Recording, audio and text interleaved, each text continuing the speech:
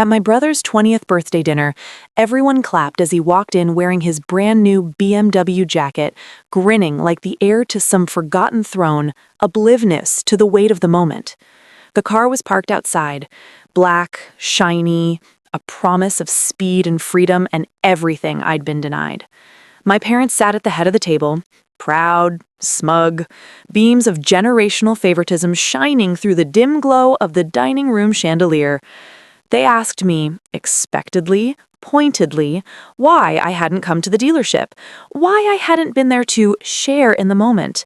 I said nothing, because the words would have killed me to speak, because silence was the only thing I had left that wasn't broken. I stared at my plate, feeling the walls inch closer, shrinking, suffocating. Mom's sharp voice cut through the lulling conversation. "She's just jealous." Laughter trickled down the table like poison. I couldn't breathe. My heart beat erratically, my pulse spiked, and the room became a blur of faces and judgment and a car-shaped wound in my chest. I passed out, collapsed right there between the roast beef and the birthday cake, the one with the blue frosting and the BMW emblem on top. When I woke up, I was in the ER, alone, cold, hooked up to wires, surrounded by machines that hummed more kindly than my family ever had. There were no missed calls from my parents, no voicemail wishing me well, only a text from my brother. "Sorry, things got weird. It's complicated." Complicated. What a lazy word. I checked my hospital bracelet. They had spelled my name wrong. A nurse walked by and asked if anyone was coming to get me. I laughed. A sharp, joyless crack that sounded like something breaking, maybe inside me. On the table beside me was my phone, a reminder of a world where everyone could pretend I wasn't invisible. Not today. I knew my father's email password, same one he's used since I was 12. I opened it and drafted a message. Subject line, "How much is one child worth?" In the body, I attached a photo from Lucas's Instagram. Him leaning against the BMW, keys in hand, grinning like he deserved the world. Beneath that, I pasted a photo I had taken moments ago. My hospital bracelet, the medical bell sitting on the chair, the line that said uninsured charges, $2,946. Then, without commentary, I tagged his entire executive team, his boss, a few key clients. I hovered before hitting send, my chest tight, not with panic, but with something else. A slow, satisfying coil of justice. I pressed the button. The message was gone, sailing into the world like a secret detonating across complacent lives. The nurse came back, asked again if anyone was coming to get me. I laughed, a sharp, joyless crack that sounded like something breaking, maybe inside me. On the table beside me was my phone, a reminder of a world where everyone could pretend I wasn't invisible. Not today. I knew my father's email password, same one he's used since I was 12. I opened it and drafted a message. I pressed the button. Hours later, I walked out of the hospital alone. The sun was rising, the sky streaked with shades of orange and defiance.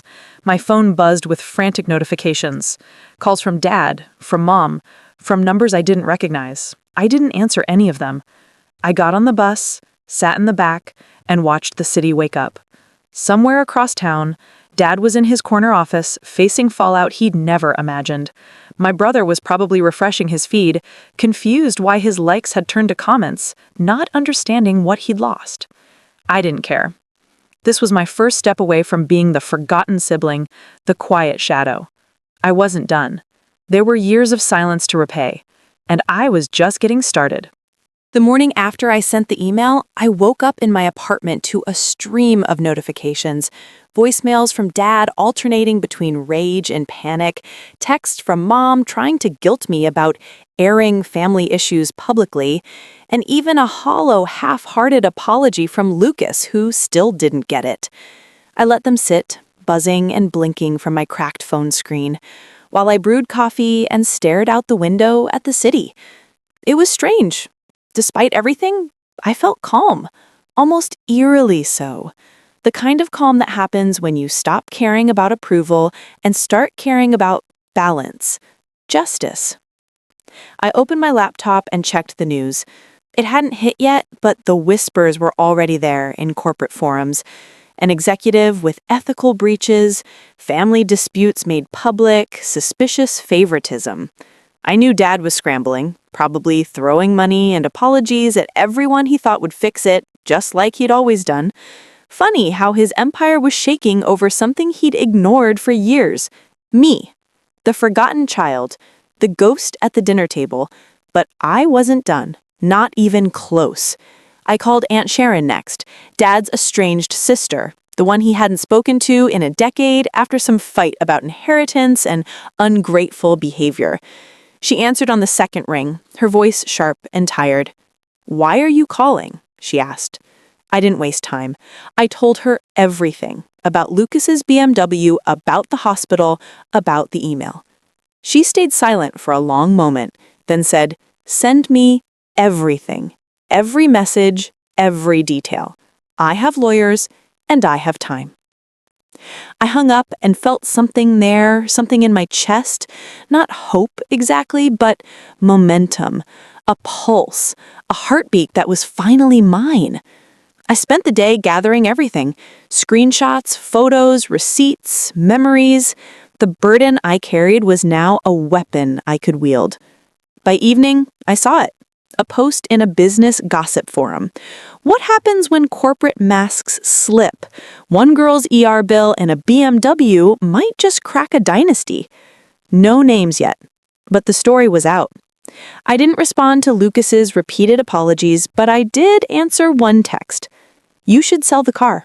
You'll need the money soon." That was the thing with emotional revenge. It wasn't loud. It wasn't crashing in with fire and fury. It was slow, deliberate, devastating.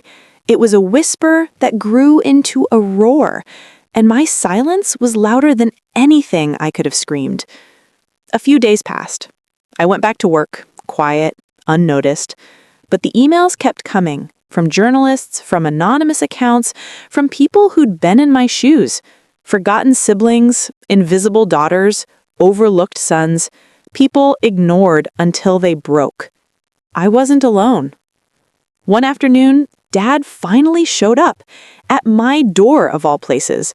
He looked small, tired, his power stripped away, his confidence replaced with fear. He didn't knock. He just stood there, waiting, like a child in trouble. I didn't let him in. I stood in the doorway, sipping my coffee, watching him try to reclaim something he'd never bothered to earn. "You shouldn't have done that," he said. "You've ruined everything."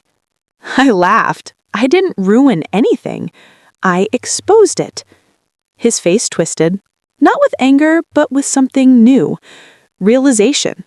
That he had built his life on an illusion of control, a lie he told himself so deeply he forgot it wasn't truth. He walked away eventually, defeated, and I closed the door, feeling the weight of the moment settle into something solid inside me. Not revenge, exactly, just equilibrium. I didn't know what was coming next: lawsuits, family drama, corporate fallout, but I knew one thing. I wasn't the ghost anymore. I was the echo that became a voice, and the silence I learned to weaponize would haunt every room they walked into from now on. I sat back down, picked up my phone, and opened a new document. Title: Inheritance: The Stories They Don't Tell. Because this wasn't over. It was just chapter 2. A week after my father's visit, after the lawyer's calls, the corporate whispers turned into headlines, and every family secret I'd sealed inside was now a public thread unraveling, I sat at my worn-down desk in my dim apartment, staring at the blinking cursor poised over Chapter 1 of Inheritance, The Stories They Don't Tell. The words came slowly at first, but then they cascaded. Memories, rage, love, hurt. A lifetime of being overlooked poured onto the page, piece by piece. I didn't write about the BMW, not directly, but what it represented. The years of comparison, the silent punishments, the failure to see me as someone worth nurturing. And Lucas was complicated. I didn't hate him. I hated the role he played. The golden child, just as trapped as I had been, but on the opposite side of the glass wall.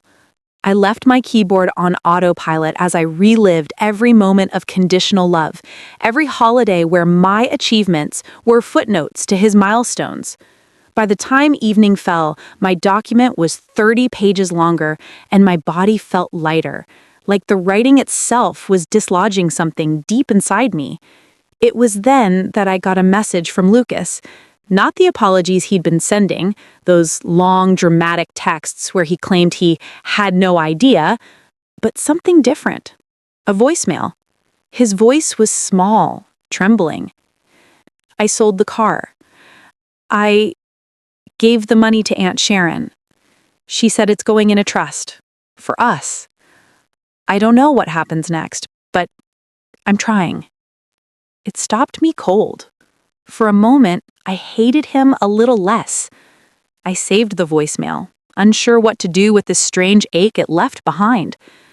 Later that night, my inbox pinged with a notification. A journalist, someone from a major publication, was interested in my story, in the fallout. They wanted to interview me, to give me a platform. I hesitated. Visibility was terrifying, but so was silence. I thought back to the hospital bed, the way my breath felt like edges, the way I battled to exist in a family that never chose me back. I emailed back one sentence: I'll talk. Hours turned into days.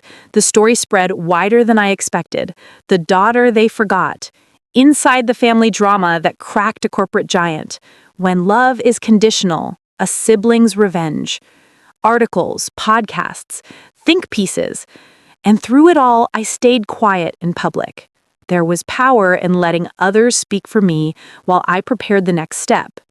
Aunt Sharon and her lawyers were building a case, not just for me, but for every mismanaged fund, every unethical dollar Dad had hidden under the guise of business. The trust grew, so did the rumors. Then one morning, Lucas showed up at my apartment. He didn't knock. He just sat in the hallway outside, back against the wall, staring at his hands like they weren't attached to him. I opened the door and leaned against the frame.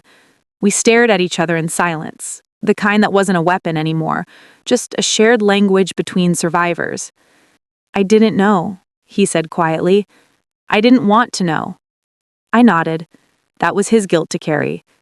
You can be better, but you have to choose it. Every day. He nodded back, and I could see it in his face. The fear, the shame, but also something like hope. Over the next few days, I found myself rewriting chapters, giving space to grief and not just rage. Because revenge was satisfying, yes, necessary even, but I didn't want to live inside it forever. I wanted a future.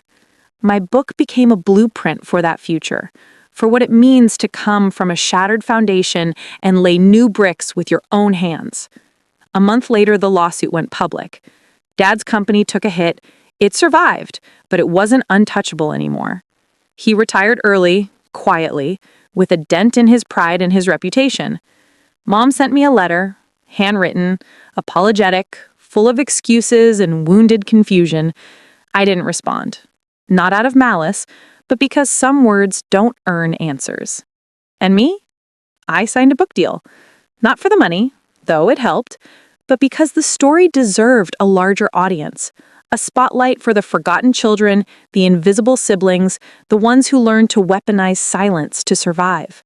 I keep the hospital bracelet in a drawer now, a reminder of where this started, of what it took to break open and rebuild. Lucas sends updates sometimes. He's in therapy. He's learning who he is without the shine of a BMW, without Dad's approval. I'm learning who I am, too. Not the ghost anymore, not the quiet one. The storyteller, the one who sent a message that started a revolution in a family built on forgetting. And every time I open my laptop to work on the next chapter, I remind myself, this wasn't just revenge, it was reclamation. It was saying, I exist. I always have.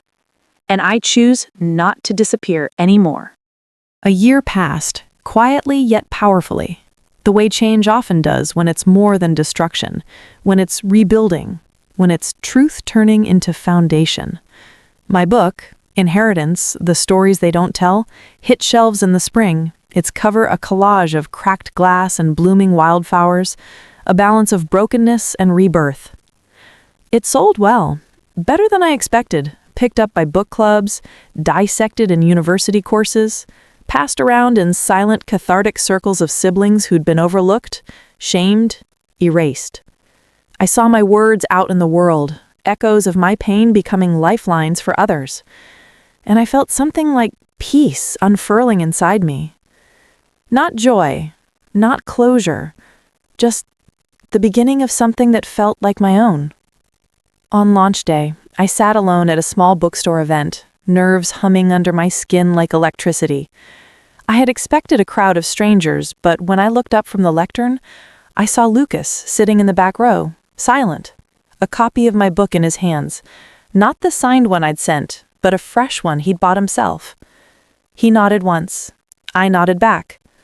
During the Q&A, people asked questions about my family, what had happened after the lawsuit, if I spoke to my parents now. I answered honestly. Dad had settled, partly to avoid trial, partly because his lawyers now understood what it meant to go against a driven, angry child with the truth on her side. He lived somewhere quiet now, spending his days writing apology letters that would never make up for the silences he'd carved between us. Mom was still in the house, still sending birthday cards with too many exclamation marks, trying to patch wounds with memory. I told the audience that some relationships aren't meant to be healed.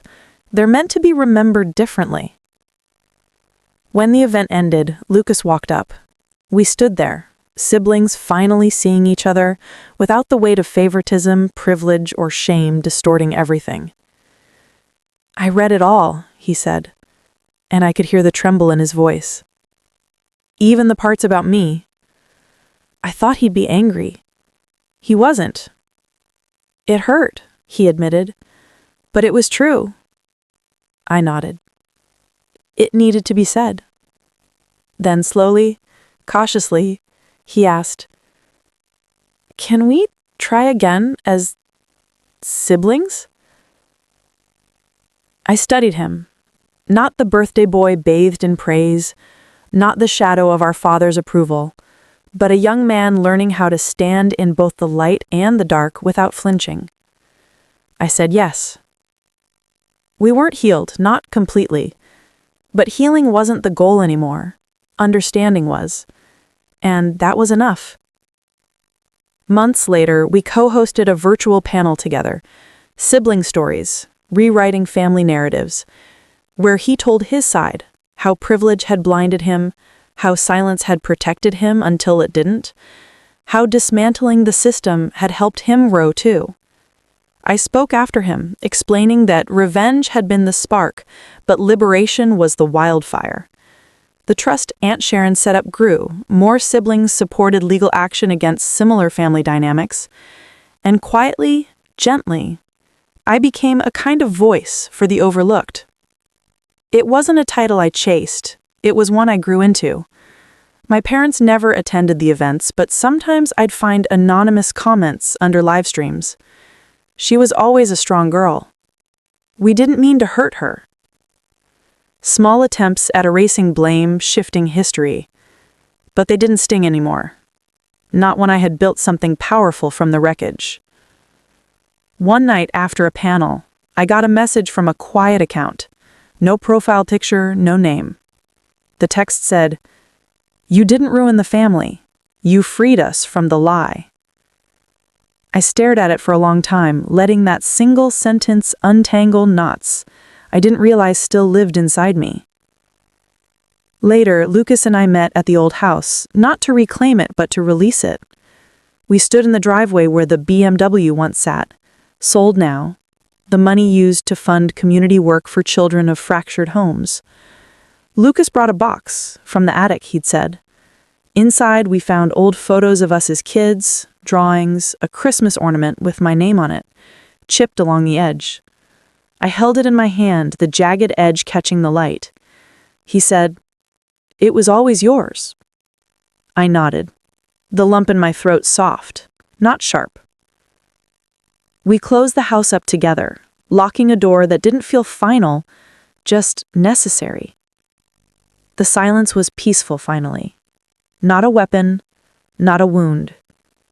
Just a quiet space between two people who had learned how to rebuild from a blueprint no one ever drew for them. I walked away carrying nothing but the ornament and the knowledge that I had written myself into existence. Not as the forgotten child, not as the girl in the ER, but as the narrator of my own story, unafraid to speak. And in that, I found my freedom.